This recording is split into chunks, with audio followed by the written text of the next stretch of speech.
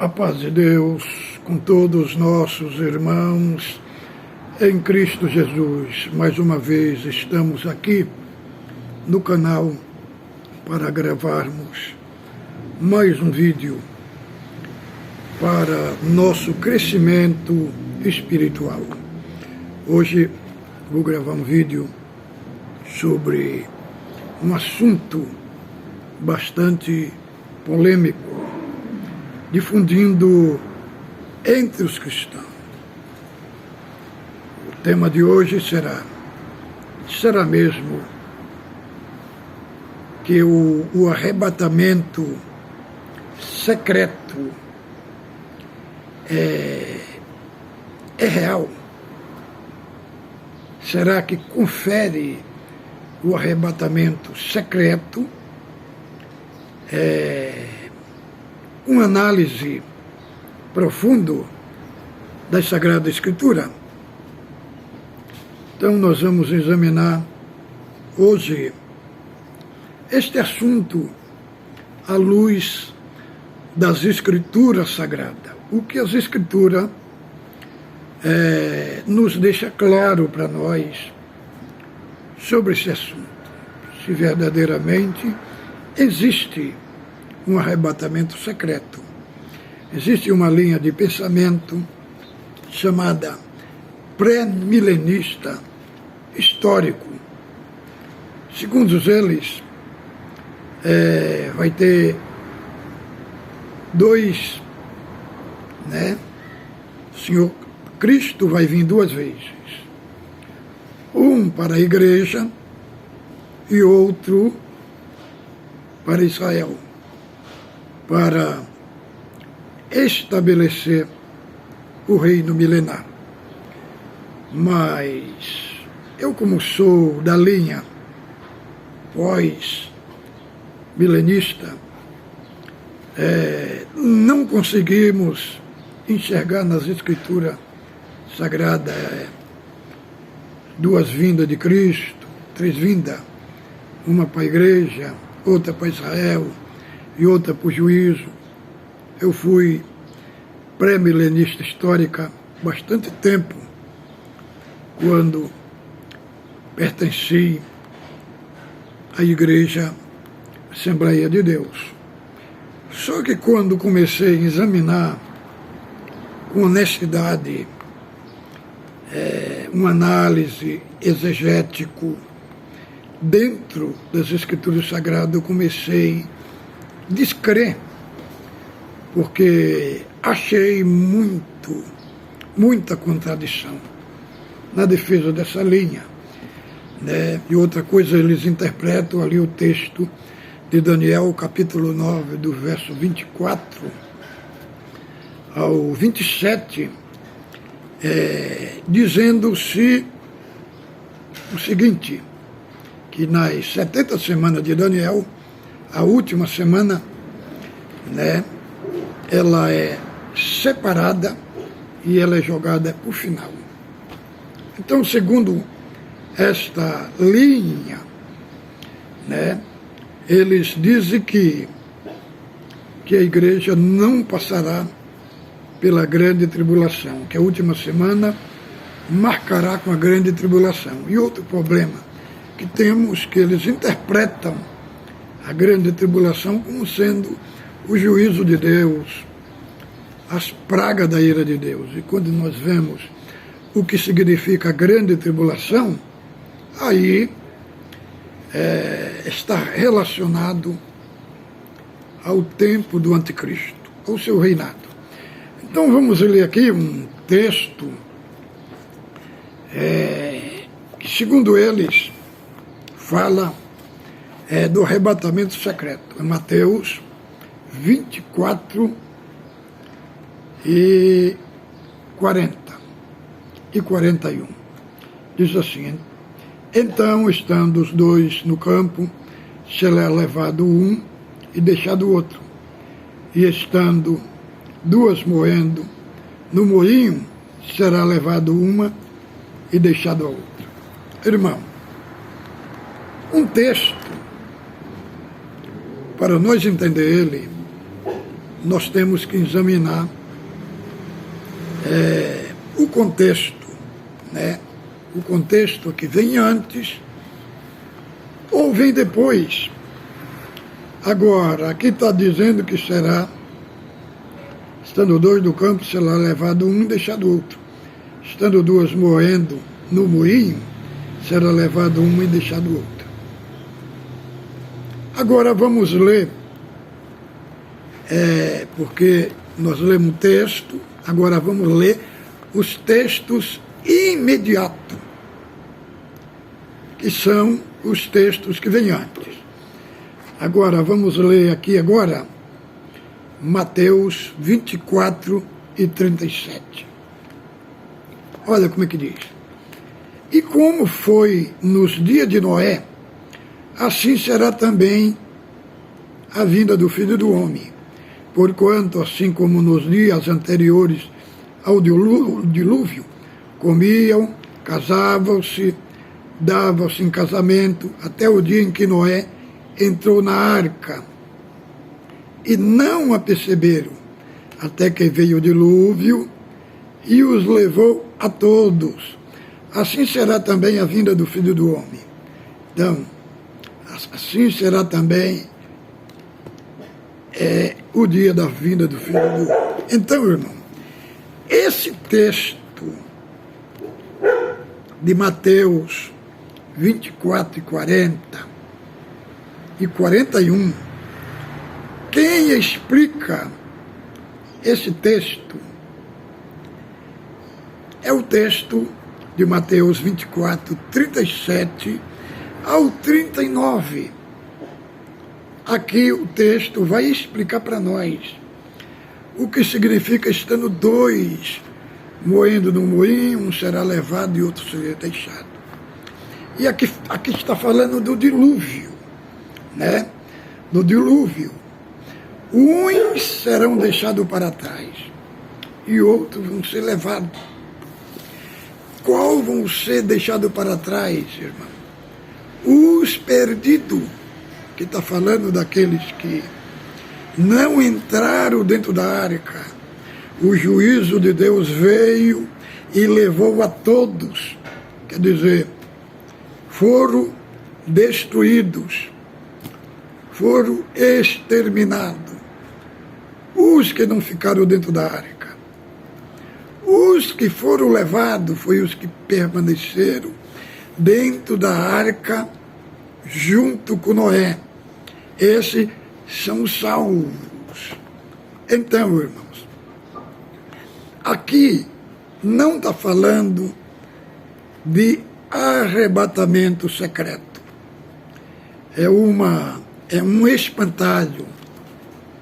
Isto daqui é uma análise absurdo que nós não encontramos aqui, arrebatamento secreto. Então, Mateus 24, 40 e 41,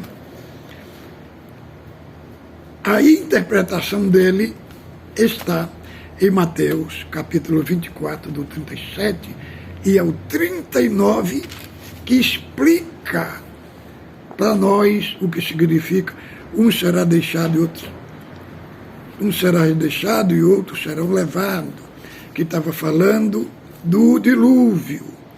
Os que foram deixados foram os que não deram crédito a Noé, ficaram do lado de fora. Veio o juízo e matou a todos. E os que foram levados foram os que permaneceram dentro da arca. Agora vamos ver outro texto que vai provar para nós aqui que o arrebatamento da igreja, o dia de Cristo, quando ele vier buscar os seus eleitos, não será secreto. Ele não vai vir secreto. Vamos ler outro texto que está em Mateus capítulo 24 e 27. 27.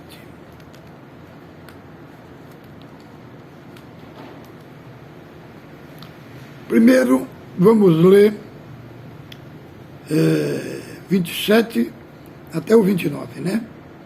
Porque assim como o relâmpago sai do Oriente e se mostra até o Ocidente, assim também será a vinda do Filho do Homem. Pois onde estiver o cadáver, aí se juntarão as águias. Vamos ver o 29. E logo depois da aflição daqueles dias, o sol escurecerá, e a lua não dará sua luz, e as estrelas cairão do céu, e as potências do céu serão abaladas. Então aparecerá no céu o sinal do Filho do Homem, e todas as tribos da terra se lamentarão e verão o Filho do Homem vindo sobre as nuvens do céu com grande poder e glória. Então aqui está dizendo que a vinda do Filho do Homem vai ser semelhante ao relâmpago que aparece no Oriente até o Ocidente. O relâmpago, ele não aparece secreto, irmão. Ele aparece para todo mundo ver. E então aqui diz, no 29, depois da função daquele dia, a lua não dará sua luz, as estrelas cairão do céu, e as potências do céu serão abaladas, e aparecerá no céu o sinal do Filho do Homem, e ele virá com grande poder e glória. Agora, vamos ler aqui outro texto que está em Apocalipse, que João descreve esta mesma cena, aqui de Mateus, capítulo 24, do 27 até ao 30. Apocalipse, capítulo 6. Vamos ler aqui para entendermos com exatidão esse texto que o próprio Cristo coloca aqui para nós, né? Vamos ler Apocalipse capítulo 6, do verso 12. E havendo aberto o sexto selo, olhei e eis que um grande tremor de terra, e o sol tornou-se negro como um saco de silício, e a lua se tornou sem sangue, e as estrelas do céu caíram sobre a terra, como a figueira lança de si os seus figos. E o céu retirou-se como livro que se enrola, e todos os montes e ilhas foram removidos dos seus lugares. E os reis da terra, os grandes, os ricos, os tribunos, os poderosos, todo o servo e todo o livre se esconderam nas cavernas e nas rochas. Dizia, e aos montes e aos rochedos, cai sobre nós, escondei-nos do rosto daquele que está sentado sobre o trono e da ira do Cordeiro. Então, Apocalipse, do capítulo 6, do verso 12 até ao verso 16, narra para nós aqui este episódio, né, que a vinda de Cristo, ela será visível e será audível, né, e todo olho verá. Agora, uma pergunta aqui para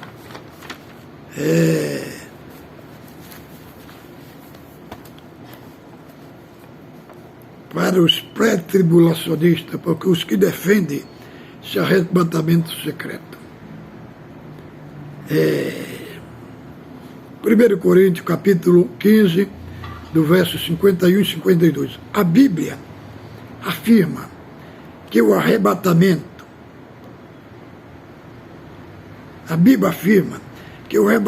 será com o toque da última trombeta. A última trombeta de 1 Coríntios é a mesma de Tessalonicenses, capítulo 4, verso 15.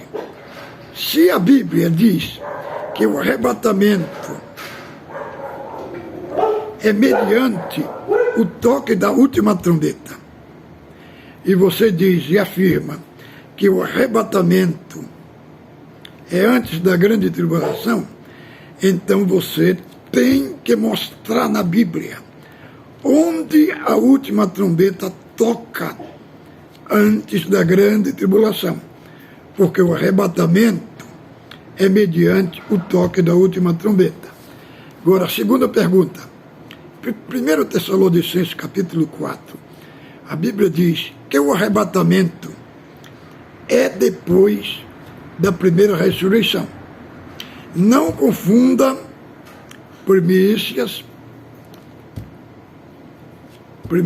primícias de pessoas que ressuscitaram em ocasião isolada, porque a primeira ressurreição ela é em massa e definitiva.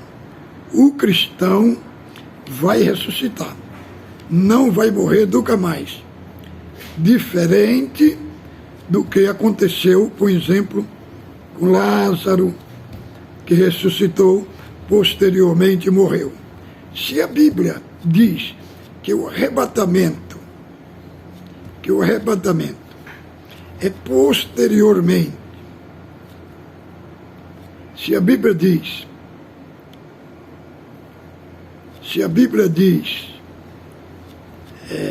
que ressuscitou posteriormente e morreu, se a Bíblia diz que o arrebatamento é depois da primeira ressurreição, e você diz que o arrebatamento é antes da grande tribulação, então me mostre na Bíblia onde a primeira ressurreição acontece antes da grande tribulação. Terceira pergunta.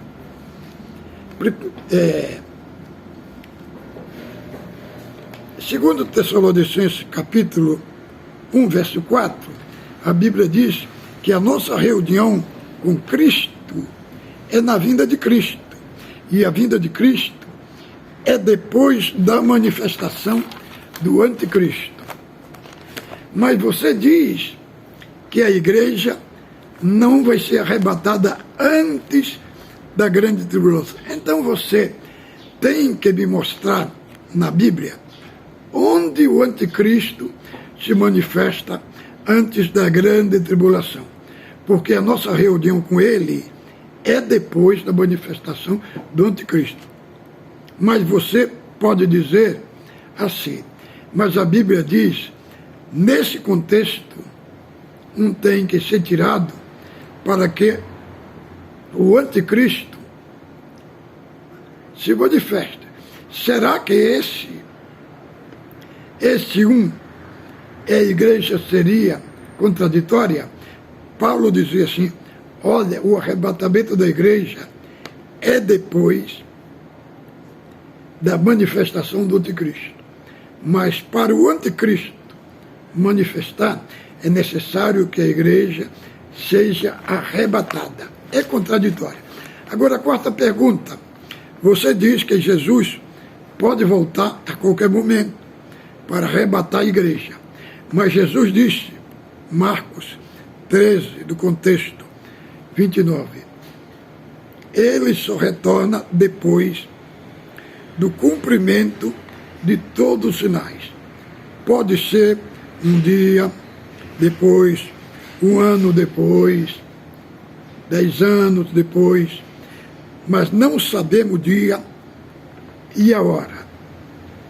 Nós, se temos essa pista depois do cumprimento de todos os sinais, né? Dentro desses sinais está a grande tribulação. E ele vem antes ou depois do cumprimento de todos os sinais? Não, mas ele vem como ladrão para arrebatar a igreja.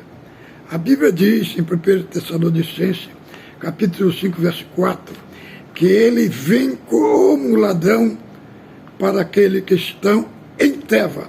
A igreja não está em treva. Agora, a quinta pergunta. Você afirma que depois do arrebatamento, aqueles que são deixados para trás, eles terão uma segunda chance. Mas a Bíblia diz que será semelhante ao dilúvio. Não restou uma segunda chance aos que ficaram do lado de fora da arca. A Bíblia diz, será semelhante às 10 virgens, e não restou uma segunda chance, que não entraram na festa das bodas. A terra vai se tornar um purgatório. Existe ou não uma segunda chance? Então, irmão, esta é a minha abordagem e a minha pergunta para o que defende este suposto arrebatamento secreto, que não existe, irmão. É só ler a Bíblia. Só ler a Bíblia, você não vai crer no arrebatamento secreto.